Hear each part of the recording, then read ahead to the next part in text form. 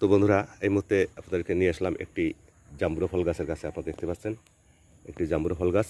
এখানে গাছটি বেশ বড় হয়েছে আর এখানে প্রচুর পরিমাণে ফল ধরেছে। আপনার ফলগুলো আপনাদের একটু দেখানোর চেষ্টা করছি। তো ফলগুলি মূলত এখন পেকে গেছে।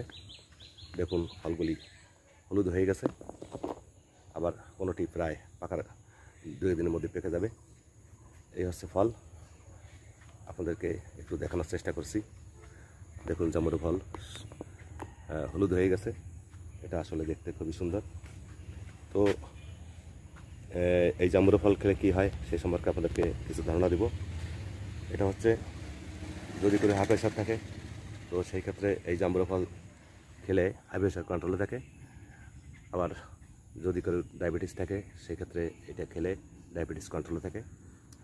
আবার মুখে যদি কারোর অরুচি থাকে, বিশেষ করে জ্বর হলে অনেক সময় মুখে অরুচি হয়, তখন খাবার খেতে ইচ্ছা হয় না, তখন একমাত্র এই ফলই মুখে রুচি ফিরিয়ে আনে।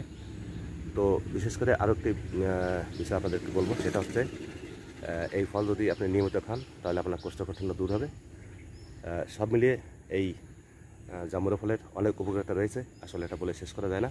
আপনারা জাম্বুরা ফল থেকে যে বীজ হয়, বীজ যদি আপনারা রোপণ করেন, বর্ষার মৌসুমে রোপণ করেন, তাহলে আপনারা গাছ বানাতে পারবেন। বেশি বেশি করে গাছ বানাতে পারলে আপনাদের লাভ হবে। তো বন্ধুরা,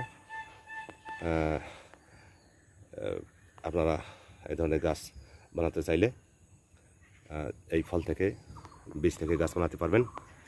তো আমার সঙ্গে এতক্ষণ যুক্ত থাকার জন্য আমি সকলকে আরেকবার ধন্যবাদ জানাচ্ছি। সবাই ভালো থাকবেন, সুস্থ থাকবেন। দেখা হবে কোনো এক নতুন ভিডিওতে।